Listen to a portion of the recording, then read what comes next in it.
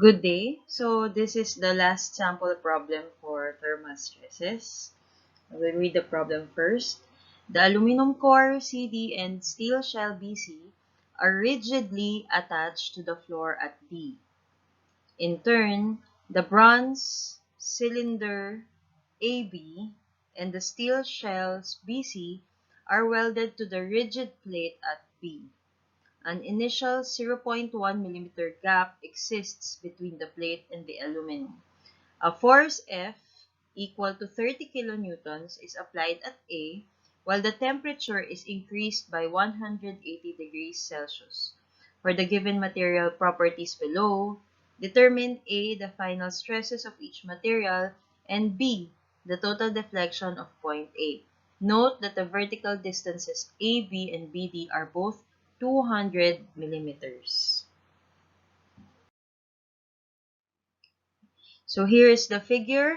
Again, this is the bronze cylinder, uh, bar A, and the force, the 30 kilonewton force F is applied to the bronze cylinder directly. And then you have your rigid plate at B, and then this is your fixed support. Note that the steel is cylindrical, a hollow cylindrical shell. So this is a cross section of the figure, and the CD is the aluminum core. This gray area over here is the space in between the aluminum core and the steel shell. So the gap, the 0.1 millimeter gap is here. This is the 0.1 millimeter gap for the problem. So what will happen in this problem? Note that for the bronze cylinder, it is unrestricted. The end A is free to move up or downwards. So what will happen? The force F, which is compressive, will compress the bar A, and then the increase in temperature will elongate the bar. So since the bronze cylinder is not restricted, it has a free end, there would be no thermal stress in the bar. But the bar will elongate due to the increase in temperature. But there will be no restriction to its movement. Okay? And so therefore, the stress felt by the bronze cylinder is due only to the force F. Now, how about the steel and the aluminum core? So again, there are two things happening in this problem. There's a compressive force, 30 kilonewtons, exerted on bar A, and that will also be felt by the steel shell and the aluminum core. Note that if we section here and we consider the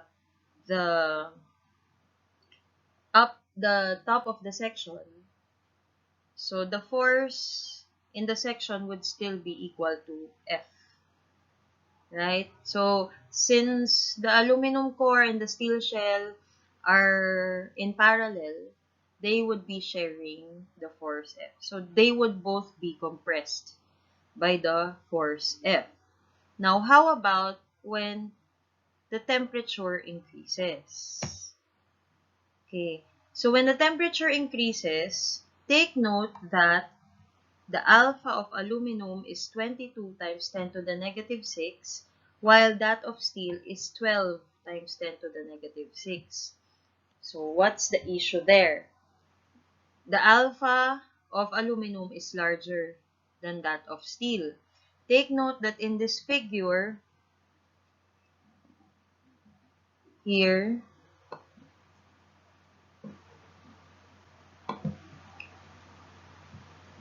the steel is longer than the aluminum core. There's a gap between the aluminum core and the steel.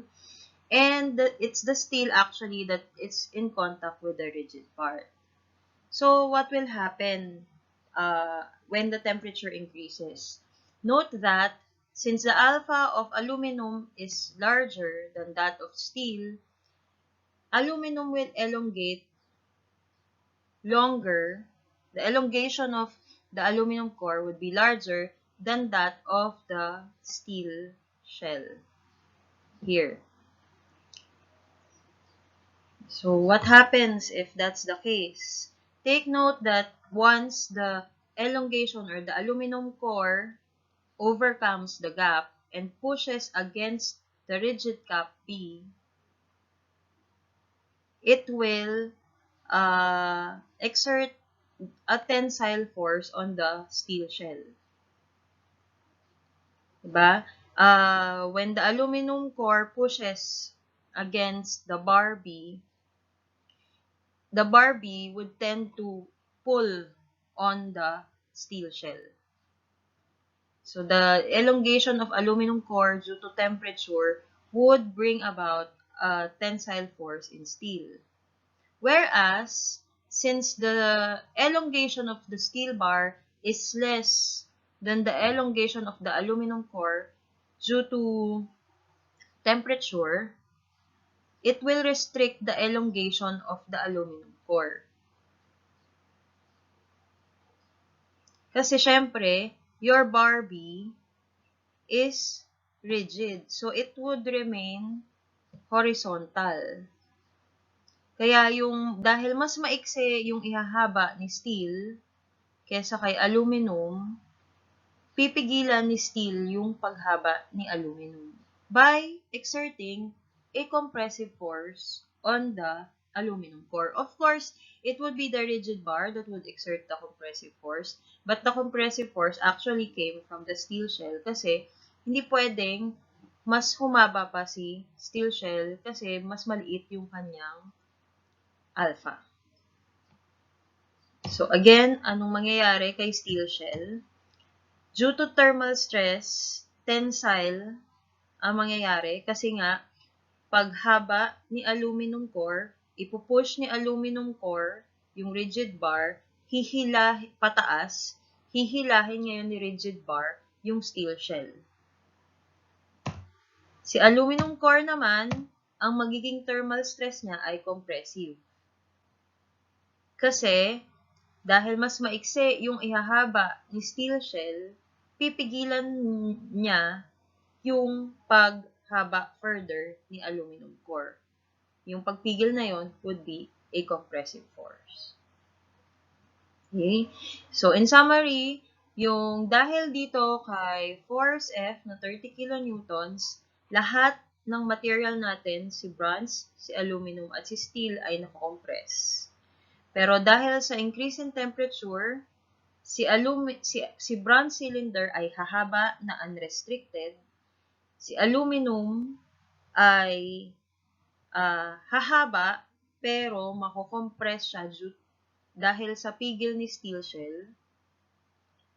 At si steel shell, hahaba rin siya tapos mahihila siya nung paghaba ni aluminum core. Yan. Paano natin, how will we analyze yung ganong situation mathematically? First, of course, you have to draw your FBD. So again, I'm drawing the FBD of the rigid bar in the middle of the bronze and the aluminum and steel setup para kasi yun yung in contact with all of the materials. So, of course, you have a compressive force, a bronze, kasi 2 force member lang naman si bronze. At equal din yun sa F, 30 kilonewtons. Tapos, si aluminum, due to the force, nako-compress siya, and also due to the temperature increase, hahaba nga siya, pero meron siyang thermal stress na compressive. So, dalawang klaseng force yung nararamdaman ni aluminum. Due to the force, nako-compress siya. Due to the increase in temperature, nako-compress din siya. Okay? And then lastly, si steel, dalawa yung magkaibang opposing force yung nararamdaman ni steel. Due to the 30 kN force, nakakompress siya. Due to the temperature increase, ay hinahihila siya ni aluminum. So, it's a tensile force and a compressive force. So, your solution could go either way. Pwede kayong mag-assume na net tensile. Pwede rin kayong mag-assume na net compressive. So, sa unang solution, ang i-assume muna natin ay net compressive force kay steel. Again, dito ko na nilagay sa gitna yung force kay steel. Kasi concentrated naman, well-distributed naman rather yung force natin all around the cylindrical tube na ang centroid ay doon din sa centroid ng aluminum. Okay? So, your equation is F aluminum plus F steel equal to 30 kilonewtons. Now, for bronze, since we are being asked for the stress in all of the material, yung force ni bronze is 30 kilonewtons. And so, divide lang natin by the area, you get the stress of bronze. Pero kay F aluminum at kay F steel, kulang pa yung given natin para ma-solve yung forces na yun. Now, we're also looking for the deflection of point A, and we would be needing the deformation of BR to get the deflection or the bronze rod. So, since si bronze rod ay unrestricted, ito yung magiging equation ng deformation ni bronze rod. Elongation due to temperature, so that would be alpha L naught delta T. And then, na-compress siya by the 30 kN force, kaya may negative sign here. So, ito yung total elongation ni bronze. Nag-govern yung increase ng temperature. So, humaba yung bronze. Okay. Next. Now, we go to the steel and aluminum parang composite setup. So, this is the initial position. Of course, yung gray side, yun yung steel, and then the white side would be your aluminum. There is the 0.1 millimeter gap. Nilakihan ko lang so that you would be able to see. And then the black line is your rigid bar. So, you can assume na either na-overcome yung gap and napunta sa bumaba yung ating rigid bar. Siyempre, dapat horizontal pa rin siya. Mamaya, I will show you if you assume na nasa ibabaw or umangat. Kung umangat ba yung ating rigid bar. So, paano natin i-draw yung mga deformation natin dito? Again, this solution ay pinagsasama na natin yung effect ng temperature and ng force. Okay? So, ang laging tatandaan in drawing the deformation diagram, it must agree with your analysis and with your FBT. So, sa analysis natin, of course, given na nag-increase yung temperature, also, take note na doon sa FBD natin, we assumed na compressive yung naramdaman na force ni steel, aluminum also felt a compressive force. So, how do we incorporate that in our diagram? First, for the aluminum bar, magsisimula lagi tayo sa initial position ni aluminum bar. Humaba siya due to temperature. There. So, yung length naman ng arrow doesn't matter. Pwede nyo siyang ilampas dito sa rigid bar. Pwede na hindi. So, arbitrary lang yan. And then, ito yung effect ng temperature. And then, since nakakaramdam ng compressive na force si aluminum, kailangan din natin ipakita yon sa diagram. So, take note na itong arrow na drino ko to show the length ng pagkakakompress kay aluminum due to force ay arbitrary lang din yung length. Pero, dapat nagsimula yung arrow nyo doon sa dulo nung deformation due to temperature arrow na nilagay nyo. Parang nagsimula ka sa initial position, humaba by delta T, and then para makarating dun sa final position na sinet natin, nag-compress due to force. So that would be your aluminum. Then, the same thing for steel. But, the initial position of steel ay nandun sa rigid bar. So, eto ngayon, humaba si steel due to temperature. And then, na-compress siya due to force. Take note na itong compression due to force na to ni steel, nakanet na dito yung naramdaman naman niya na tension dahil sa temperature. Na force, ha? Thermal stress. Take note na itong dinodrawing natin na to na delta T steel, yaan yung alpha L na delta T. So, hindi yan yung deformation due to thermal stress. Yan lang ay deformation due to the increase in temperature. Yung deformation is still due to the thermal stress dahil nga hinihila siya ni aluminum dahil mas malaki yung ihahaba ni aluminum due to temperature ay kasama na dito. Nakaneto na siya. Okay?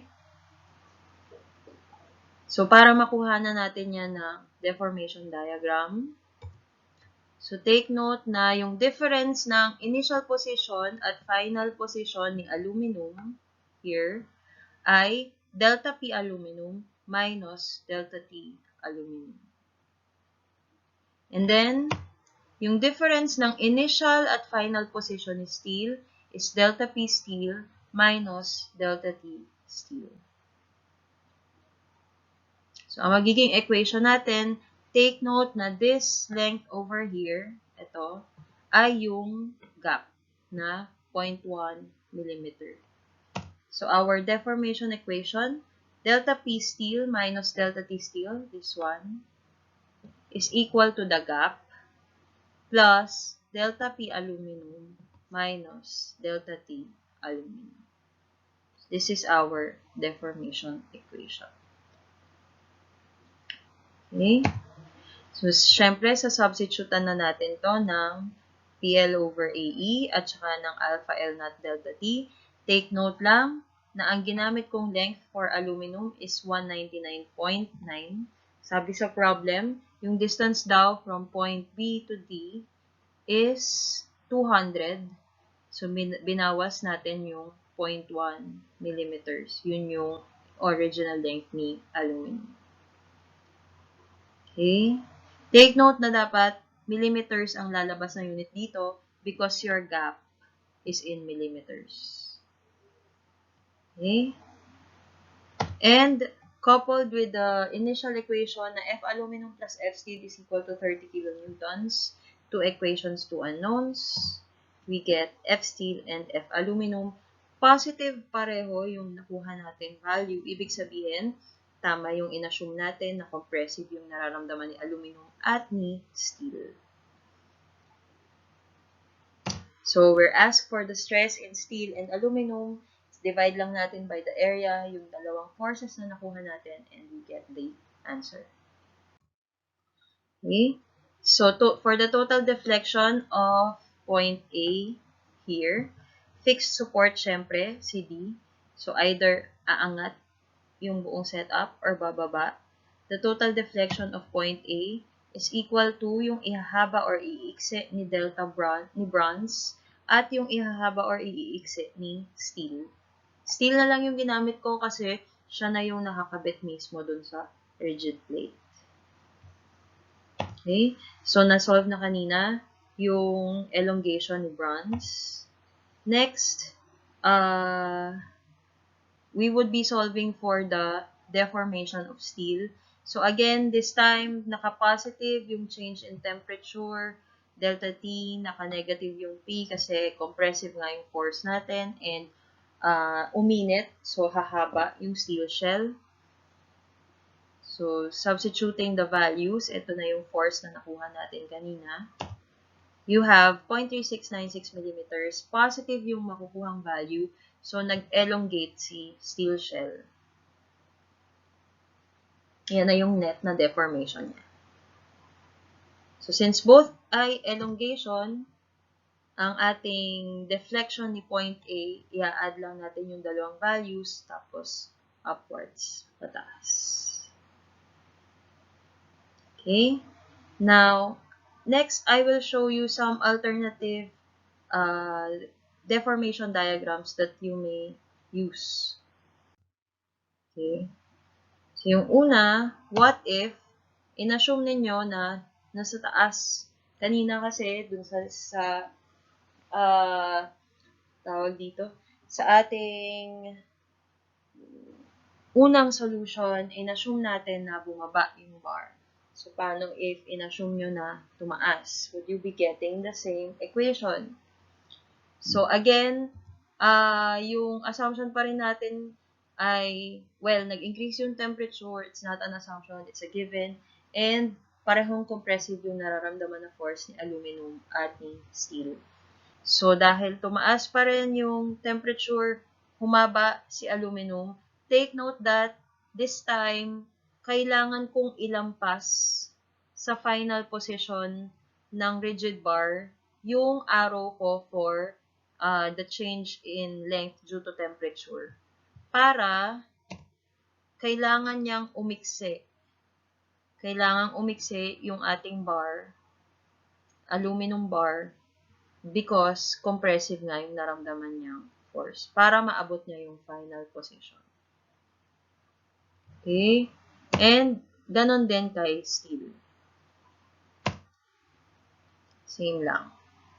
So, take note, again, medyo na-move lang yung arrow, pero dapat ito ay katapat itong yung tip nung arrow mo for change in temperature dapat katapat nung tail nung para sa force. So, yung equation natin, para makuha natin, get the difference between the initial and the final position. So, for steel, it's delta T minus delta P. And then here, for aluminum, delta T minus delta P, then this whole length. So, equation natin, 0.1 millimeters here, plus this length, delta T minus steel minus delta P steel, is equal to delta T aluminum minus delta P aluminum. Take note that it would be the same as the equation na nakuha natin before in the first deformation diagram.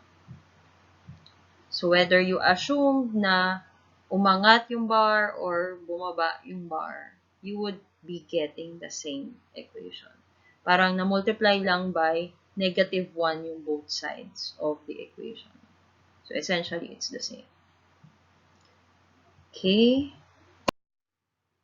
Another possible thing is, paano kung ang inassume natin na force kay steel ay tensile? So, this is a tensile force, right? Away from the point. Kasi, di ba, due to 30 kN force, compressive ang nararamdaman niya. But due to the elongation, due to temperature, pag mag-elongate si aluminum, ipupush niya yung rigid bar, hihilahin ng rigid bar yung steel. So, tensile yung mararamdaman na thermal stress ni steel. So, paano yung deformation diagram niyan? Tingnan natin, paano kung inassume nyo na sa ilalim yung final position ni rigid bar, if kaya ba nating ma-place yung mga mangyayari kay steel. Take note na uminit, so dapat ay hahaba si steel due to temperature. Tapos, inassume natin na tensile yung force kay steel, so dapat hahaba pa rin siya due to temperature. Pag ganyan yung inassume natin, hindi tayo makakarating dun sa sinet natin na final position. So, kung tensile yung inassume nyo na force kay steel, hindi pwedeng i-assume na nasa ilalim yung final position natin ng rigid bar.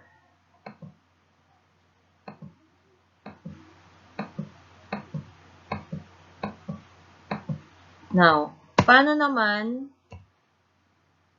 so ito na yung magiging equation natin, na equilibrium equation natin kapag tensile yung force kay steel. Paano naman kung sa taas yung final position ng rigid bar ninyo? So, ganun pa rin kay aluminum kasi hindi naman nabago yung assumption natin. Same pa rin. Kailangan ilampas siya dun sa final position para kailangan siyang makompress para makarating dun sa in-assume natin na final position. How about for steel? So, temperature nag-increase. Ngayon, hindi ko siya nilampas dun sa final position ng rigid bar. Kasi, kailangan kong i-incorporate yung fact na ang inassume ko ay tensile yung force na naramdaman ni steel. Kailangan humaba si steel para maabot niya yung final position na sinet natin. Kaya yung length ng arrow ko ng temperature change ay hindi ko pinalampas doon sa rigid bar. Ayan. So, ito ay tensile. Tensile si steel, humaba. Kahit na parang mukha siyang pushing kasi arrow yung ginagamit ko for the length of the deformation. Pero humaba talaga yung steel mo dyan. Okay? So, again, this whole length is delta T minus delta P aluminum. And then, of course, this length here, ito, from the initial to final position of steel is delta T steel plus delta P steel. And this would be our equation. Okay? Medyo iba siya kesa dun sa equation natin kanina. Pero take note na naiba din yung ating isa pang equation na ito 2 equations to unknowns natin. So, when you try to substitute yung lahat ng values natin to these 2 equations, you would be getting the same answer as before, pero negative yung makukuha natin na force kay steel. Okay? So, yan. Marami tayong pwedeng gawing deformation diagrams.